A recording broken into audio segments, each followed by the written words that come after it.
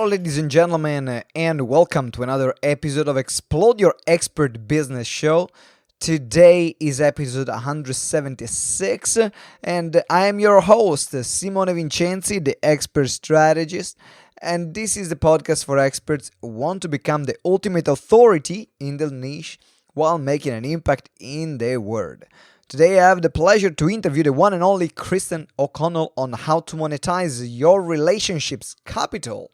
This is an incredible interview, in particular if you want to grow your business without spending any money, which is super cool. So we all want that. You must listen to the interview. Before I introduce Kristen, I want to remind you that if you haven't subscribed to the show, subscribe right now, like literally now. Now, did I say now? Yes, now. Fabulous. And also, if you want to make a six-figure presentations, and recently we had an event, we made more than £140,000 in sales, and that was only with 18 people in the room. So if you want to create small events that sell like crazy, then make sure that you get the ultimate selling from the stage checklist. Which is the most comprehensive checklist to create a pitch that sells, but without using any manipulative or sleazy sales. I don't like this one. But it gives you a great idea on how to create a great pitch and where people will buy because of the value that you provide. So, love that. Make sure that you download it. It's been downloaded now more than 5,000 times. So, get your copy if you haven't got your copy yet.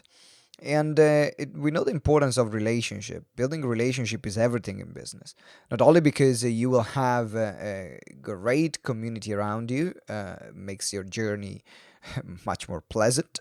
We all know that running a business it ain't easy. So you want to have great people around you that are going to open doors and opportunities. And also you want to have exclusive training. We know important of training because it might be you learn something new that can make an entire difference in your business. And I'm sure you can think about a time when that happened. And that's why we have created our Facebook group. It's Explode Your Expert Biz. You can find it, Explode Your Expert Biz Community on Facebook. The link is here in the show notes, or you can find it on Facebook. And I want you to join because you can connect with amazing people, and as well you can get exclusive training like the one I did on how to become a Forbes contributor. That was loved. A lot of people loved it. Or how to get corporate clients and how to get into corporate. So there are exclusive training that I'm always doing every week for that specific group. Make sure that you join. Again, the link is in the show notes. So going back to the episode, we are talking about how to monetize your relationship capital with Kristen O'Connell. And to introduce Kristen, if you don't know her, she's been self-employed now for the past 15 years. And she worked in sales before starting her own recruitment advertising company from scratch. And in the past year, she increased sales by 60% to achieve the $1 million mark in revenue. And she did it in the smartest way possible, allowing for maximum profit. In fact, right now, she's also teaching other people and other entrepreneurs how to grow their businesses like she did without spending any money on advertisement, with little or no overheads, and also by creating incredible relationship. Now, something great to know about Kristen is that their company, Superlative Recruitment Ltd, was recently awarded the London Regional and the UK National Federation of Small Business Micro Business of the Year Award, and nominated for the Southwark Business Award for Best Customer Service. Now, you know there are in the industry, there are awards and awards, right? There are those awards that are literally worth nothing just because a company wants to do them, or there are awards that literally go through almost the most successful companies in the country. They are vetted, they are surveyed, and they are very serious awards. So these two are the two serious awards which is something I wanna point out. So well done, Kristen. awesome job for your awards. And now I'm sure that everyone wants to hear from you, in particular, how to grow your business without spending any money on ads, how to build solid business relationship, and how to maintain and nurture those relationships for maximum profits. That's what we're going to talk about today.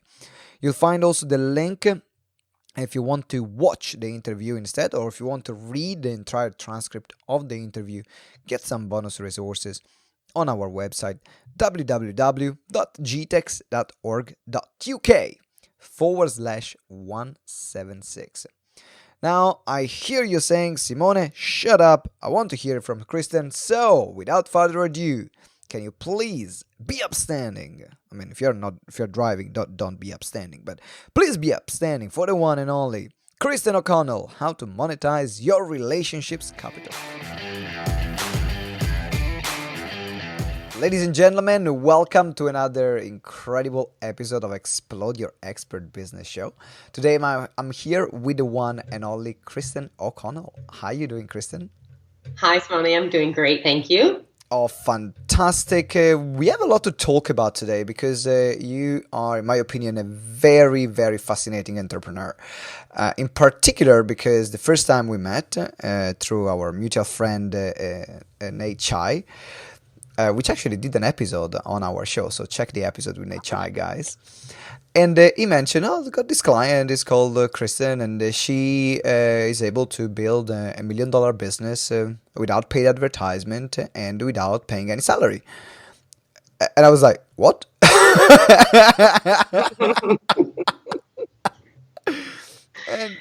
And I know you've done it by building great relationship, and that's what we are talking about, how to capitalize on relationship, and that's going to be the focus on the interview. But for people that don't know you, and can you share a bit about where you started, what made you go into business in particular? Sure. Yeah. I grew up in a small town, but I think I always had a burning desire to do my own thing. I never minded being unique and being an individual. I never really followed the crowd. So I think entrepreneurialism was an obvious path for me. Also, if you ask my mom, she will tell you I was a very difficult child to fight with. I always wanted my independence, but definitely didn't like being told what to do. Yep. And so it reminds me of someone. Yeah? It reminds me of someone I know very well. After I graduated from university, I studied marketing in university because for me it was an ever-changing field, and there wasn't just one right or wrong way to market to an audience. I loved the creativity and the fact that you could be innovative and different, and that was actually appreciated. Yeah. So once I had my degree, I think I was in the situation that a lot of people were in, just sort of thinking, okay, wait, my life's been pretty much mapped out until this point. I always knew I was going to go on for education. Now I've done that. So, I just sort of thought I'd shout out my resume and start applying for jobs, and all these different offers would roll in. And it wasn't that easy, as most people listening have probably also come to realize. And I found myself working in a bank, which I didn't enjoy at all. What role were you doing there? I was a bank teller. So just, the face that you come in and you cash your checks. And what I hated about it was that there was only one right way to cash a check and one wrong way to cash a check. There was no freedom, no flexibility. It was very mechanical, probably. Yes, exactly. And I kept thinking a robot could be doing my job, because literally there's an ATM outside that you could walk up to and deposit your check. But I have to say the tipping point for me, and when I gave my notice, was when one of the other tellers that had been there for 2 years got super excited about a list that came round to the branch. And it was all the available positions within the entire state of New Hampshire for her to advance to a senior teller position. Wow. Which meant she's still doing the same job, but she would now be allowed to open and close the bank. So she would be allowed to come in earlier and stay later and get half the combination to this safe. And this girl, bless her, was looking, was willing to drive 2 to 3 hours just for that small amount of progression after having worked there for 2 years. So I said, this is not the path for me. I worked in retail for a bit, which was cool because we set up a brand new store and it was fun and exciting. And at least the customers were looking for different things. So there was some variety. But again, I knew the progression wouldn't be there. So about a year after I graduated from uni, I went on an interview for a direct sales company. Mm-hmm. And I wasn't necessarily extremely keen on the work itself because it involved door-to-door sales to promote restaurants or spas or really small local businesses trying to get their name out to the region. Sort of like a physical Groupon where you pay a small amount, but you get this big value. And the goal is to just increase their foot traffic and get new customers coming in. So there were things I liked about it, things I didn't like about it. But what I loved was this is the first time in my life that I was surrounded by like-minded entrepreneurial people that had a vision, they had a drive. We were all paid commission only, so we all had the graft and the work ethic. It's harsh for some people, and definitely there were days where I didn't earn what I felt I was worth, but in retrospect, that was probably my attitude and my work ethic that reflected that. Yeah. But again, I was around people that had a vision and people who seemed to have their life a little bit more together than mine in terms of their plans. So I was really locked into a lot of these people, and I ended up completing a management training program. And then a few years later, this company expanded internationally from the US over to the UK. And I was one of 8 people selected to come over and be part of that expansion. Mm-hmm. Part of why I chose to do that was, again, there's just something in my nature where I didn't want to be ordinary. I didn't want to do what everybody was doing. I felt that one way or another, we're going to hear about the success that's happening over in London. And I thought I'd rather be part of that story than hearing about the story. Nice. But I was also realistic. I didn't want to go and just think that this is the fantasy where I'll move to London and all my dreams will come true. So I also gave myself a year. I said, I won't quit. I won't go back in less than a year. I'll give it a full year of 100% commitment. But if after that year, I can look myself in the mirror and say, I've given a full commitment, I've done everything I could to make this succeed, and didn't achieve the success that I wanted, there was nothing in New Hampshire or in the States that I couldn't return to. I wasn't breaking any bridges. I wasn't, moving to another planet and never being able to return. Mm-hmm. And 1 year turned into 3 years, turned into 5 years. So if it looks like you didn't have you really protected your downside. If you are looking at entrepreneurial lesson is I've got this great opportunity, but at the same time I'm protecting the downside to make sure that if things don't work out, then I'm fine. I'm gonna be all right. Yeah, and 100%. And I had to commit 100% to that year because if I had just left that back door open of, well, if this doesn't work out, I can move back at any time. Then when times got tough and we weren't making as much money as we hoped or we weren't progressing as quickly as we hoped, it would have been too easy to run home. Mm-hmm. The first year is probably the most difficult when moving countries, when starting a new business, when starting a new relationship, all of those things. So, how did you find moving to the UK? Because, from US to the UK, there is slightly different in culture, in expression. I found it from Italy, like from the US even more. So how did you adjust?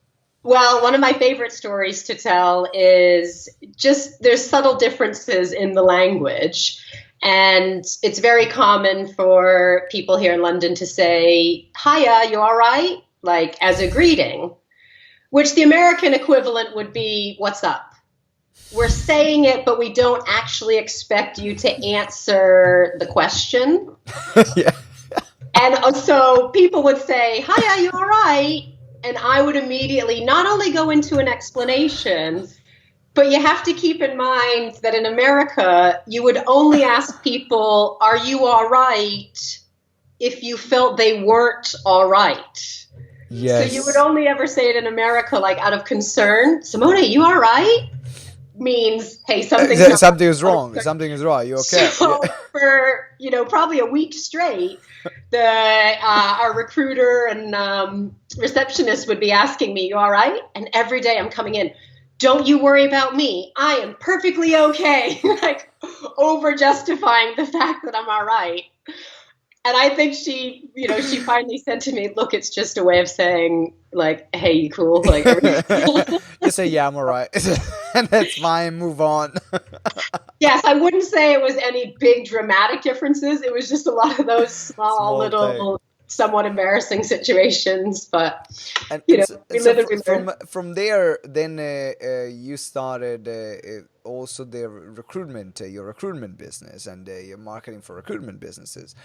So how did you then got the idea to then start that business? Yes. So, life sometimes has a different plan than what we expected. So I was a sales manager for a while in London and then relocated to Cardiff. And unfortunately, that first business failed. I wasn't putting in the right work ethic. I didn't have the right attitude towards my situation. I was trying to rely too heavily on other people, making excuses. All of this in hindsight, I can admit. At the time, I felt like, the world was against me and things are unfair. What's wrong with you all? Yeah. Exactly. So I had to make a really difficult decision. And now this was less than the 1 year mark that I had given myself. So I knew it wasn't an option to throw in the towel and move back to the US. I wasn't prepared to do that.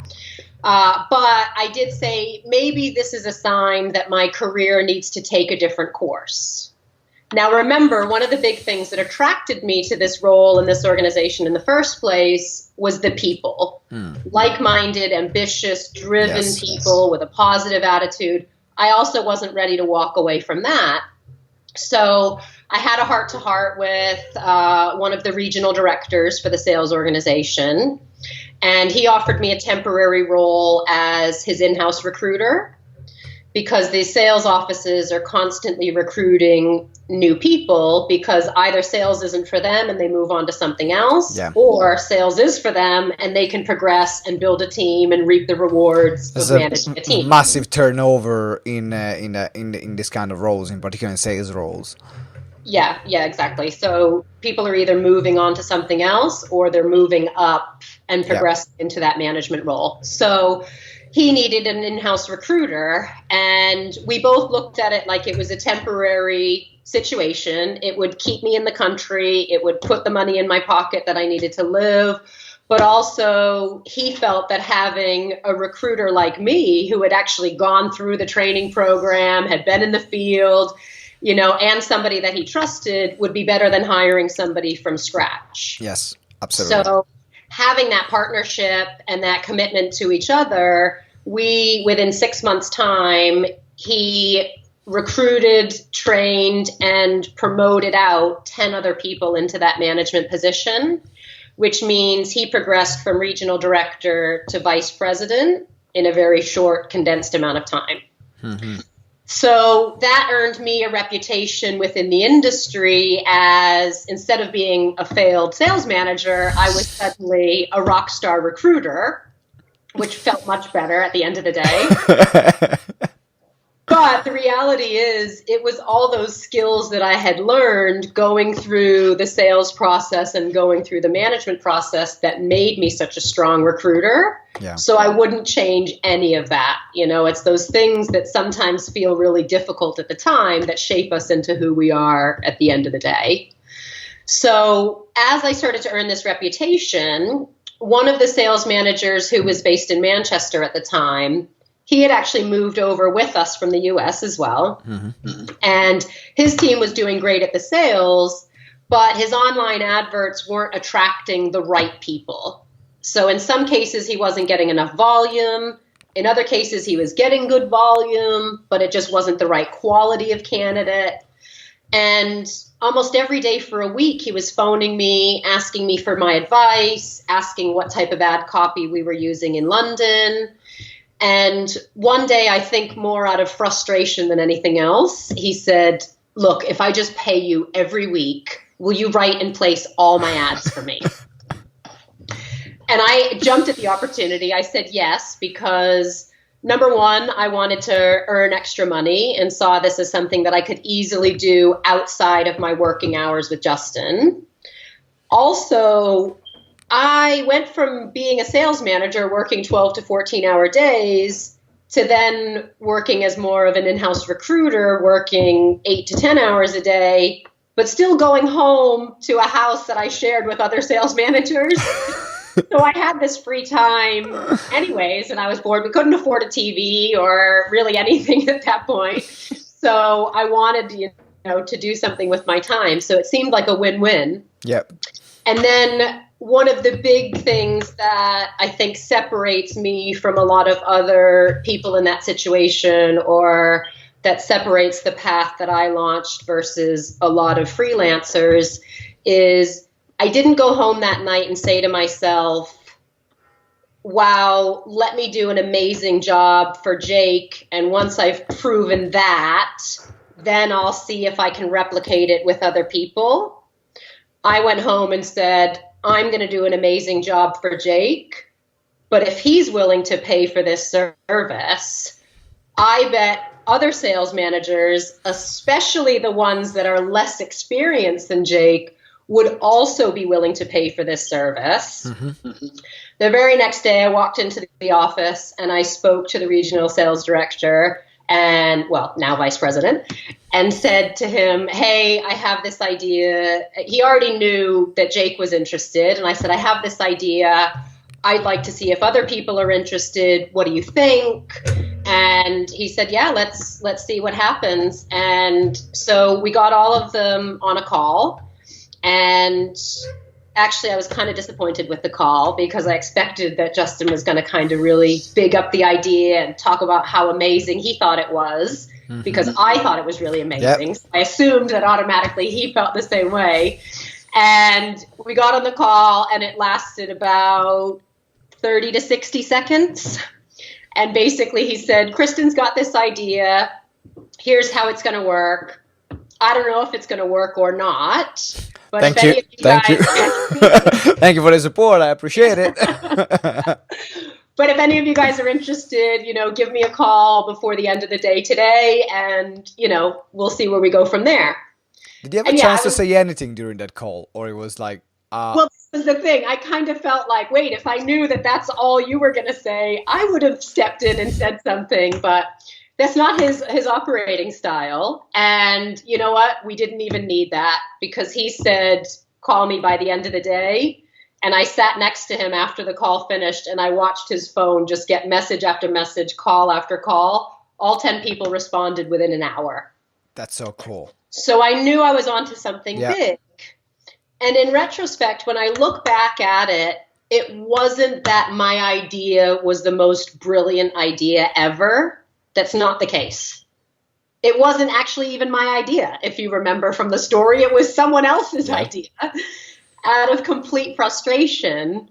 But I recognized the scale of it. And more importantly, the reason every single one of those people said yes straight away is because I already had relationships with them and I already had a solid reputation for getting results that was backing me. Yeah. So this is a lot about the importance of reputation in any industry. And everyone is listening here right now is thinking about, well, I want to become an authority in my field. The most important thing that you need to have is to become an authority is your reputation. Because it doesn't matter how great you are, not great you are, if other people don't see that value and don't recognize your work ethic, and you don't have other people that are backing you up, It's going to be always kind of a struggle and a fight. While if you're able to build this network, if you're able to build this connection, and you are great at what you do, and you build your reputation going from strength to strength, then there are no limits. There are virtually no limits. So from there, you ended up, and I want to start talking about the building building a relationship and leveraging a relationship now. So from there, then you started creating your own company, which then you turned into a $1 million company, where you were approaching other recruitment agencies and say, "Hey, your ad sucks. let me come in and write them better for you." Is that what happened? It wasn't other agencies that we were approaching. It was actually partnering with that global sales organization. Yep. So originally, I didn't go from 10 to 20 overnight and then 30 and then 50 because the quality really was important to me. Yep. So I stuck with the original 10 clients for the first 6 months. But then as they started expanding and growing within themselves, the organization started multiplying. The sales offices were opening up across the country. They naturally wanted to use our service. So when we went from 10 offices to 18 offices, I needed to bring in another team member, and then those 18 multiplied. And then we did start going after other organizations as well, still within the same field and the same industry, but maybe that weren't necessarily connected to the original vice president or, his network. So... So you say it's almost like do the unscalable to then do the scalable. Yeah. I think this is what I feel about your path, because you have been really focusing on the quality, serving these clients really well, and then said, okay, now things are expanding organically, and my reputation is preceding me in a certain kind of sense, and so people will naturally open doors for you. Definitely. And I think you said it best a few minutes ago when you said it's the relationships and the reputation. And I'd like to add a third R to that, which is results. So in order to leverage your existing connections and your existing contacts, you need to have the right relationships. You need to have the right reputation, and you need to have some sort of tangible results. Absolutely. And it's not enough to just do these as a one-off. This was all when we started this business. This was in 2008. I couldn't have grown and built the business and maintained the business if I was still relying on what I did back in 2008, the results I had in 2008, or the relationships I had in 2008, or the reputation I had in 2008. It's something that I think about every day. It's something that I prioritize every day. And it's something that I'm continuously monitoring and making sure that I'm reaching out to people to maintain that relationship. Not only when a challenge pops up and something's wrong, I'm not just reacting to those situations. I'm proactively reaching out and nurturing these relationships.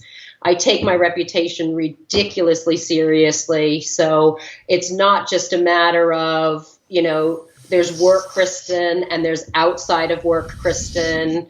There's, a certain level of decorum. There is Kristen. There is Kristen. It's Kristen. And that's it. Exactly. I'm not necessarily the best behaved person in all the client meetings, but I'm real. I make people laugh. We joke around. We have fun. I don't have this professional hat that I wear during business meetings and then I, take it off and completely cut loose in social situations. I am who I am regardless of where and when you meet me, because I don't want something that I do in my private life to then become public and affect my professional life. But at the same time, I don't want to put on this facade of who I think I should be in a business situation and then have somebody meet me in a social situation and like, think, who is this person? It's that person. Kristen? Exactly. Really? Like, So, what? Exactly. So there's a lot of overlap, especially in the recruitment industry and with this sales organization. we all believe in the motto of, work hard, play hard. So there's a lot of black tie events and social events that we go to where it is about kind of relaxing and not talking business and not trying to close sales. And, so the audience is blended and I need to be that same person, but my reputation falls under that. Yeah. It makes perfect sense. So now let's talk about how do we, and we already started talking about it. So it's a nice transition on how do we maximize this relationship. Is that what you said? Relationship capital. Yeah, monetizing and really maximizing your relationship capital, 100%. Okay, perfect. So we already mentioned reputation, we already mentioned relationship, we already mentioned results. So how do you go about, if you have to give a piece of advice or someone who is starting out? Yeah. Because I want to explore two different scenarios. First, someone is starting out, and then someone who is in business for a while. So we can tap into how to build the relationship and how to maintain relationship, because there are two very different things that you need to do in this scenario. So if someone is starting out or they need to reach out to new contacts, how do you build those relationships first, and how do you maximize those relationships? Well, the cool thing is every one of us already has existing relationships. Nobody goes through life with no friends, no family, no work colleagues, except, who? Emiliano, no contacts whatsoever. But, 99.99% of the population has somebody that they know that's somewhat involved in, business or marketing. And so the first thing I would advise people to do is make a list of people not even that are necessarily in your field or necessarily related to what you do. You can start with those people, but then also start listing family and friends, just as many people as you can think of. I was challenged to do this at a business event last year. I said, write down 50 people. And I thought, oh, good God, I don't know 50 people that could potentially help me. But what happens is as you start writing one name, you then think, oh, and they know this person and this and this and this and this. And so I think starting with a list is important. Yeah. And I'm a little bit old fashioned, so I always think of pen and paper. But really, we all have digital networks these days. We've got Facebook, we've got Instagram, we've got Snapchat, we've got LinkedIn, all these different social medias or networking platforms. And LinkedIn makes it really, really, really easy to grow your network. I actually, in the last day, I set myself a challenge at the start of the week to grow to 2,500 connections. Yes. And I was at 2277 when I started this project yesterday. And I just started going through and I was connecting with the ones that LinkedIn recommended. In some cases, we have 300 plus mutual connections. So I was connecting with them. In some cases, I sent a personalized message as to why I was connecting with them. Now, my goal for this week was to go from 2277 to 2,500. And I actually achieved that in just over 24 hours. That's so cool. I gained over 200 LinkedIn connections. Yeah. And then what I did today was I asked my PA to start going through and looking at industry-related people that we could connect with. So doing searches for people that work for the job boards or that work in HR and recruitment, and just connecting with like-minded people through that field. And then we're going to go into more of the coaching and the developing and the public speaking aspect. But I think a good way to increase your network is to reach out to people for a purpose because you have something in common. Don't be afraid to send the connection requests and think, what will they think? What will they think? Most people are happy to also build their network. So they think, oh, great, someone sent me a connection request instead of me having to send it to them. And it's a numbers thing. So I don't expect everybody that I reach out to connect back, but I also don't accept connections from every single person that reaches out to me. So there should be, a little bit of screening on both ends, but it's easier than ever to build this type of a network. Back in 2008, when I launched my business, we didn't have these platforms. I mean, I know we did, but Facebook wasn't considered anything to do with business at the time. If LinkedIn existed, I certainly wasn't on it, and most people I know weren't on it. Or if they were, they weren't actively posting things and engaging with people. So I think it's hugely important to just start with a list of people you know that you could reach out to. And if you're existing... I have a question in terms of the difference that you found in building in-person relationship versus building a social media relationship with people that don't know. Is there a different dynamic that you have found? Does it work in the same way, the build of relationship process, or is it different? What has been your experience? Yeah, it's definitely different, because what happens in the social media world is I look at my Facebook page and my LinkedIn profile and even the posts I do as LinkedIn. I look at that like my digital business card. Mm-hmm. So when I post something, I'm not always concerned with how many likes did I get? How many comments did I get? How many this, how many that? I'm looking at it as a timeline, because when I connect with new people, I tend to have a quick scroll through their timeline, even sometimes before I accept their request, to see what they're all about and is this somebody that I want as part of my network. And I look at my timeline the same way. But that's very different than connecting with someone in person. Yeah. Because when you don't scroll their timeline. So when we, excuse me, can I scroll your timeline and be like, hey, check out my articles, and have like a bunch of articles that I've printed out, and like throw them in their face and like sit there and watch them read the articles. What did you think? What did you think? Yeah. So it's different in person. I think the best thing you can do is just start the conversation with a smile, try to find some common ground. I used to hate networking.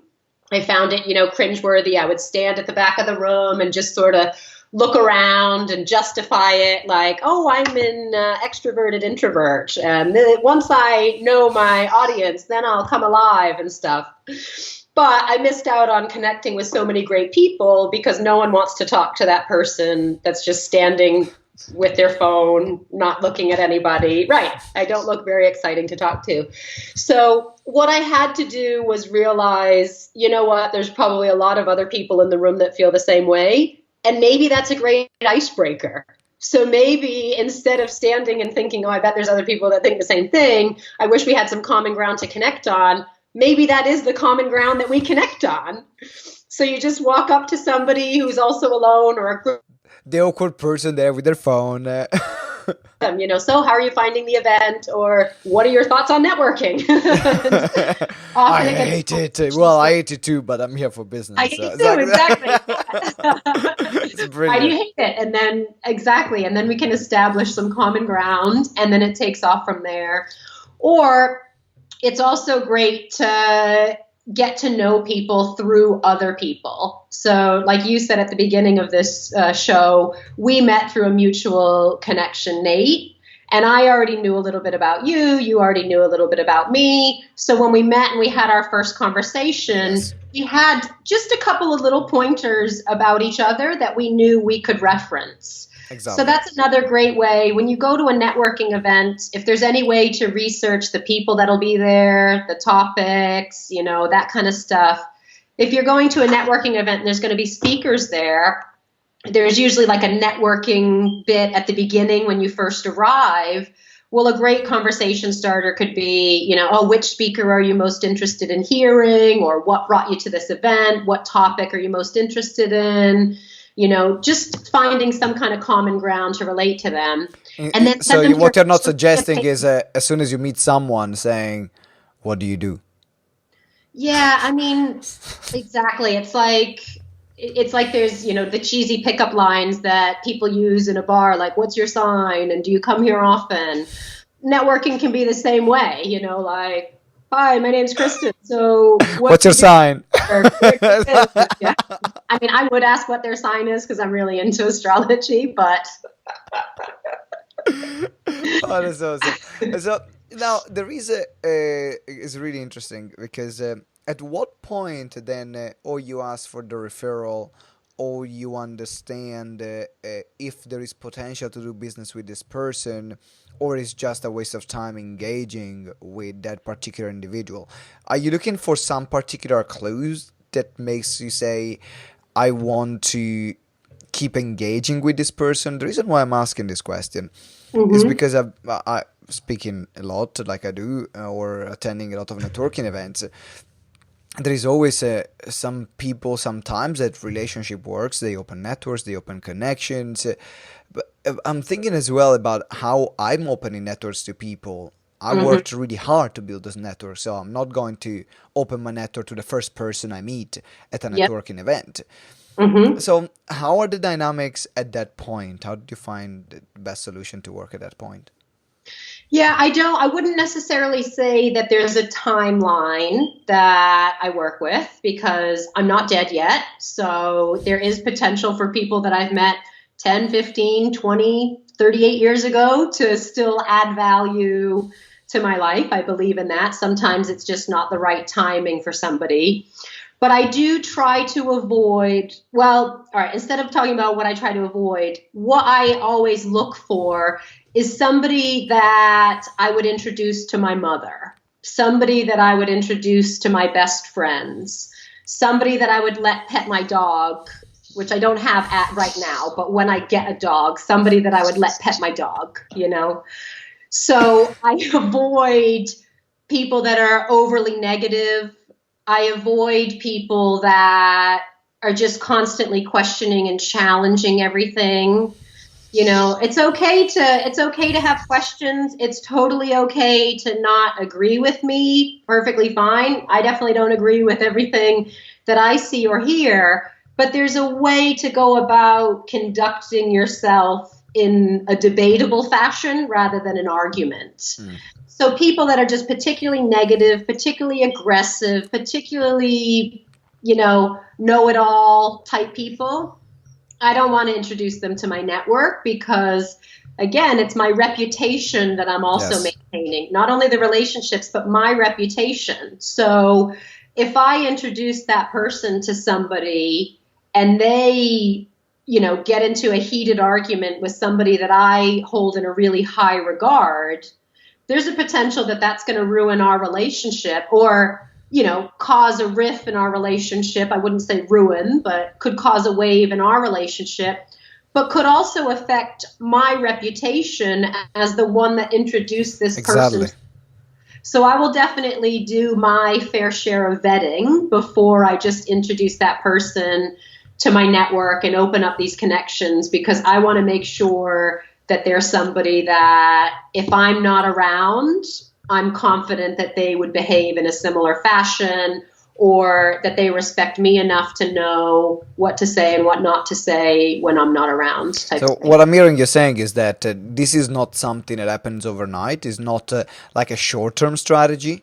It looks like more, there are going to be some short-term gains, but it looks like there is more of a longer-term strategy. When you build that relationship and that relationship solid, you build that mutual trust, and that mutual trust then creates the opportunities. Exactly. And I will often suggest after that first, say we meet face-to-face, I will often suggest that we then connect on social media, because then they can get to know more about me, in their own time, at their leisure. But I can also get to know more about them. Yes. Sometimes people put on a certain front when they're in a suit at a networking event, but then I stalk them on social media and I realize, oh, wow, like this is what you do when you're not in a suit. And that's not, not somebody that I want commenting on my posts or events, that type of stuff. Okay. So this is the first part. This is how we build relationship. I think it's very, very valuable. So we are looking at getting to know them personally. Yeah. And so we can understand their reputation. We can understand their results.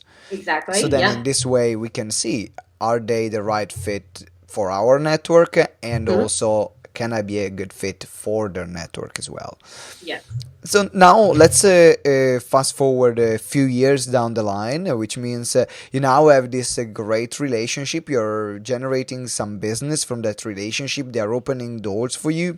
What do you do? Do you have like kind of a checklist or a few things that you do to keep that relationship alive, or a few suggestions that you can make to our listeners?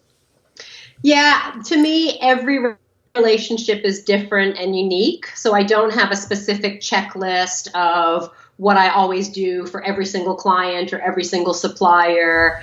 But I do make a very, very, very conscious effort to pay attention to what's important to them. So for some people, their birthday is really important to them. To other people, they're not bothered. It's just another day that I get older. But if I know their birthday is important, then I'm going to make a big deal and, maybe do a social media post about their birthday, or treat them to a gift, or make some kind of a fuss that it's their birthday, send them something in the post. The people that aren't bothered that it's their birthday, maybe their pets are really important to them. So when Nate and I first started working together, we were putting out a monthly newsletter for our clients, and we had a Pet of the Month feature. Their pet some recognition. So it's not necessarily about, okay, do A, B, C, D, but it's just be genuinely interested in what's important to the other people. Yes. Think about them. I do take time every day to think about my connections, the people in my life.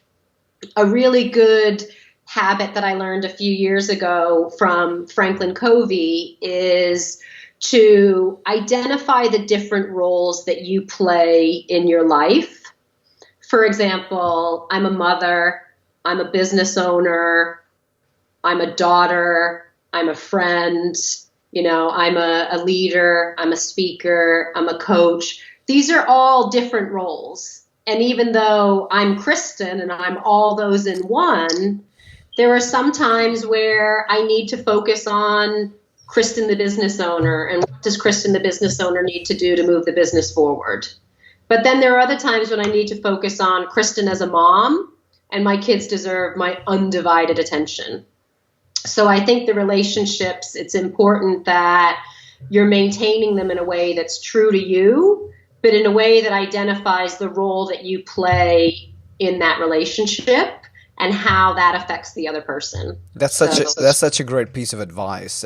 And would you recommend people to actually or have a document, like when they or like a piece of paper to write a different role and to brainstorm it? Is that what you did to identify your roles, or it was just all mental work? No, it was definitely, I'm a pen and paper person through and through. So I wrote down, okay, what are the different roles? And then I thought about, kind of going back to the people that I know helped me identify some of my roles. I forgot that I was a daughter. I put down easily that I was a mother, but I forgot the other side of that is I'm a daughter. And then realizing I'm a daughter made me realize I'm also a niece.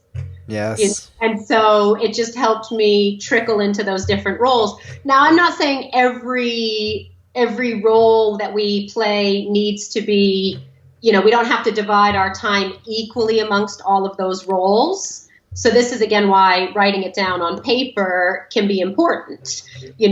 My role as a mother is going to take up more time, and right now in my life is a lot more important than my role as a niece. Yeah.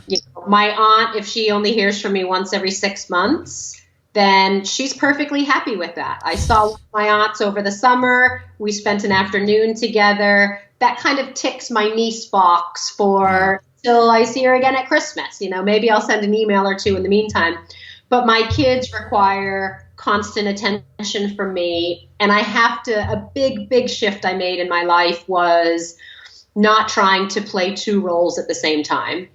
When I was growing my business, I was very much the mom that distracted her son. Here, you play with your cars and trucks while I'm over here, on my laptop. And that's not fair to him or to me. He deserves my undivided attention, and so does my work. It should be there's a time and place for everything. Yeah, such a great piece of advice. I have one more question before we go into the lifting the veil part. Is about we had recently a conversation which was during a panel that we did at an event with Coach Nikki, and you mentioned there is this element where you're looking at the social side, the relationship side, but also there is the moment when you sit down and talk business. Yes. And when you talk business, you talk business.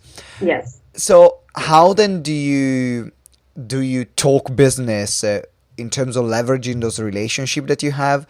What kind of conversation do you have with them, with your network, to make sure that actually right now, okay, done with the chit chat, we are friends, we trust each other, we respect each other, great. Now let's make some money. So what do you do then? A huge part of that is managing the other person's expectations. So my role in the recruitment company involves a lot of meetings with the job boards like Reed and Total Jobs, JobSite, Monster, etc. And in the beginning, my team and I would sort of go into these meetings blind and just let the job board take control of whatever they thought we should be meeting about. And then I realized, well, they're gaining from this, but we're not. And there were a lot of times where we then wanted to bring something up and it caught them off guard. They had no idea that we were feeling a certain way. So I realized very early on that I felt disappointed when my expectations weren't managed and weren't met. Yeah. I owe it to the other person to manage their expectations. So if I'm meeting with a potential new client and my goal is to get a sale out of them, I will tell them that we're meeting to talk about how we can work together. I will tell them that the goal of the meeting is to see whether or not we can do business together. I won't say, hey, Simone, you want to go grab lunch on Tuesday? And have you think that we're having a social catch up and we're getting lunch, and then all of a sudden spin the conversation into, so by the way, here's my terms and conditions. And yeah, exactly. By the way, you should pay me for, working with you. So managing the other person's expectations is going to make them, come to the meeting or the phone call or whatever prepared. And if they have objections or they have concerns, at least they'll be thought out ones, not ones that just come up because they're caught off guard. And even if you do close a sale, but you caught the person off guard, they're way more likely to have buyer's remorse, where they walk away and cancel, or they walk away and say, oh, geez, I committed to that, but I probably shouldn't have. And then it makes working with them difficult and a chore. And then they're kind of wondering, every time we meet up, they're wondering, oh, is this going to be a social thing, or is Kristen going to try to sell me? A lot of times they'll probably start declining my invitations to meet up because they assume no matter what I said that I'm going to spin it into a sale. So we're now very clear, the team and I, whenever we meet with prospective clients, existing clients, our suppliers, it's always clear what the purpose is of the meeting. Now, yes, other things will come and go throughout the meeting, but we understand the underlying purpose is either relationships, or let's talk about the complaints and concerns, or let's talk about renewing this contract and how we continue to do business forward. The premise is always there for both parties to understand.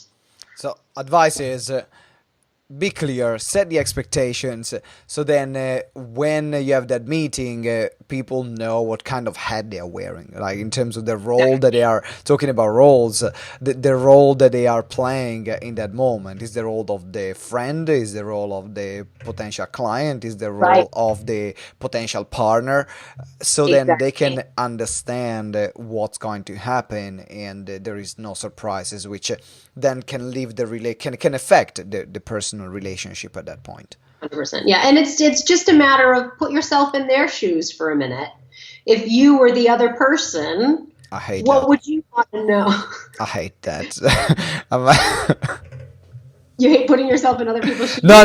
I put myself in other people's shoes. I hate when someone has a second agenda that is not being expressed. Yeah, I was like, wait a minute, what? Yeah. No. I understand that it's important putting in other people's shoes. What I was saying is, I hate when someone comes to me and the agenda, like they use their agenda to use another agenda, and for most of the time, I'm like, okay, can you get to the point? Because I don't get why we're here right now. So cutting all the fluff, tell me the point. Why we're here? Because you told me we were here for this reason.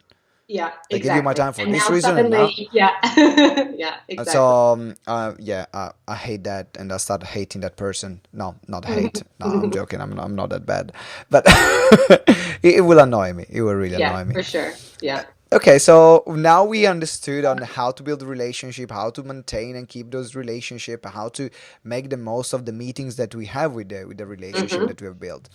And it's time to transition to the part of the interview where we are talking about lifting the veil, where we are lifting the veil on something that you are doing or something that you are using, or a book or a resource or a piece of software, technology, whatever it is that you used it recently and you recommend other people to know about it or to use it or to read it.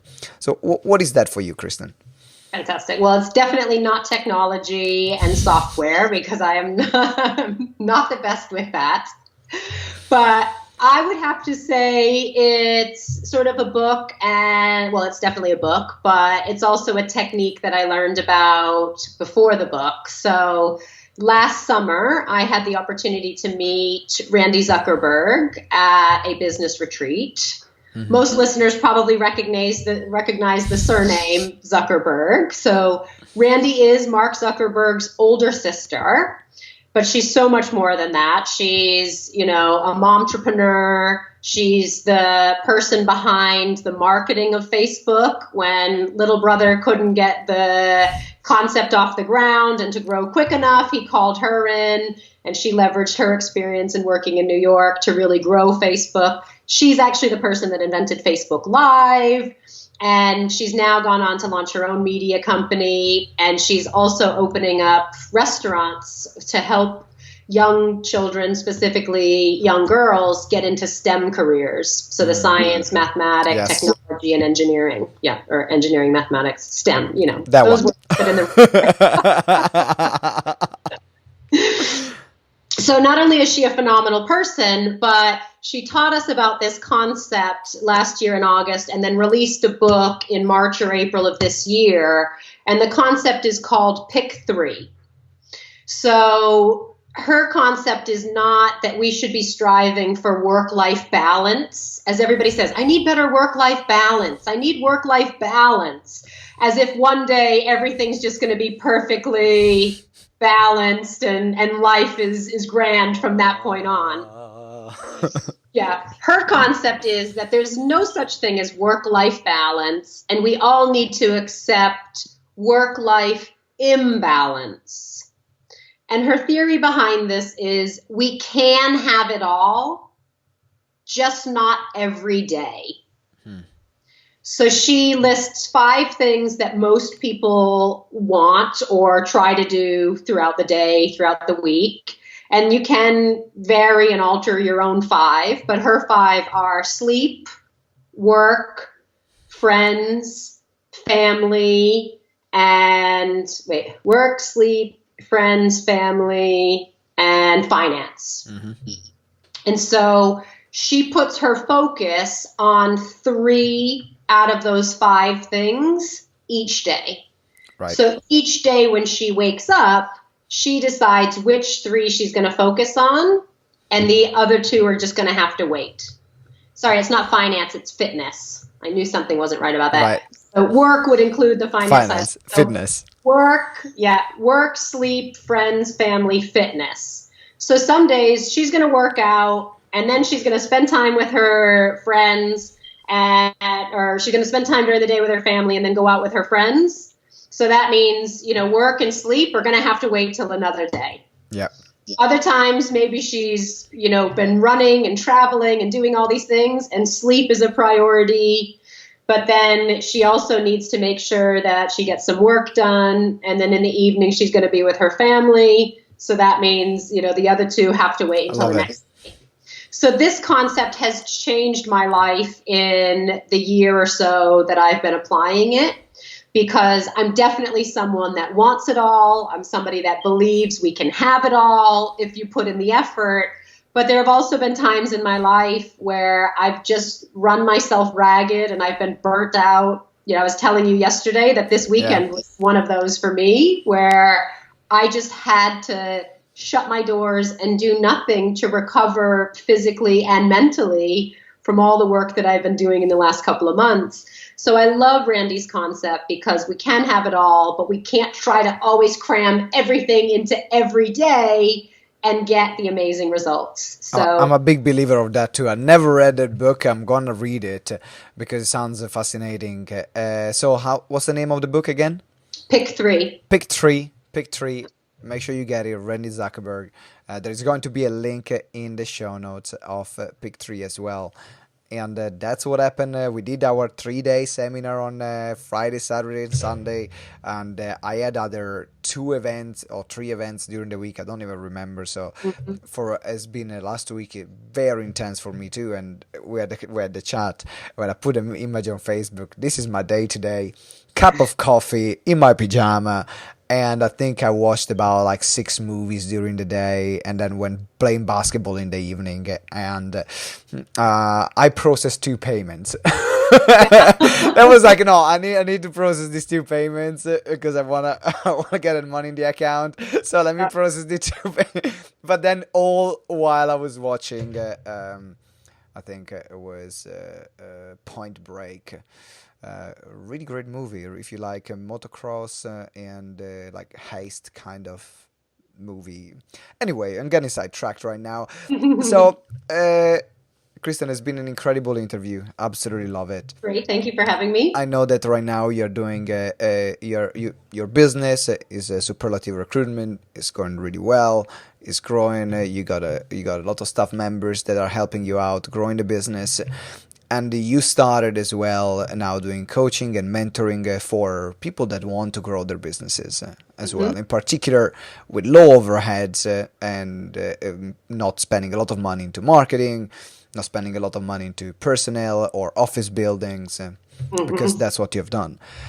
So if someone wants to know more about how they can work with you and have this kind of business, that create this kind of model, where can they connect with you? What do you have coming up? Well, they can check out my digital business cards on Facebook or on LinkedIn. I'm occasionally on Instagram, and I'm not much of a Snapchatter, so don't look for me there. But we can put the links to LinkedIn and Facebook in the comments as well. And then also in just a couple weeks' time, on October 18th, I'm hosting an evening seminar. It's a free workshop, and it's just going to be for people that are looking to start or scale a business and are looking for a way to do it, like you said, with low to no overhead, without paying any salaries, and without paying for marketing and advertising. I've been able to grow from, the £50 a week that I was getting from my first to over $1 million in sales revenue last year without paying for fancy office space, without paying a single salary, and without spending money on marketing and advertising, through the traditional channels stuff. So we're going to run this workshop on the 18th of October. We could probably put the link in. Yeah, the link is going to be in the show notes as well. And also for those of you that might not maybe be able to make the 18th of October, the link is going to be the same, because you're going to run we're going to run also other events in the future. But exactly, yeah. So we'll probably do one in November. I don't know that we'll do one in December with Christmas, but yeah, back at it in January as well. Exactly. So I'll be there as well, hosting the event. Make sure, so we can have a lot of fun together. Make sure that you click on the link and register, because I've seen part of the content that Kristen is going to deliver at that training and is mind blowing. While I mean, you've already had a test there today, so I'm really excited. I'm really excited about this event. So make sure you register so I can see you there on the 18th of October, because that's a great way. That's a very smart way to run a business. Very, very, very smart way to run a business, and you must know about it, because it might be that if you're starting in the right way, and if you are growing, then you can actually save a lot of money. That Yeah. you might already be wasting in things that you just because you maybe didn't know that another possibility. So get your ass to the workshop. Kristen and we're looking forward to see you there on the 18th of October. Kristen, thank you very much. It's been an absolute pleasure having you as a Thank you. guest. This has been a lot of fun. Yeah. Yeah, it was. It was indeed a lot of fun. Generally, our interviews are about 30 minutes, and we've been going for about an hour. So, Oh my goodness, I didn't even notice yet. yeah, no, me neither. That's why I'm like, when I have a really, really extra special interview, I'm like, yeah, keep talking. I like it. So it was fantastic. Thank you Great. very much. Thank you. Ladies and gentlemen, thank you for listening to another episode of Explode Your Expert Business Show. We are live on your favorite podcasting platform 3 times a week. Oh my God. Yes. So for those of you that cannot get enough of my voice and these amazing guests like Kristen that we have on the show, make sure you tune in for the next one. Register for the workshop that we are going to have on the 18th of October. And if you haven't subscribed yet, subscribe. Like, what are you waiting for? This is absolutely an amazing podcast. So subscribe right now. And remember that together we grow exponentially. I'll see you next time. Ciao.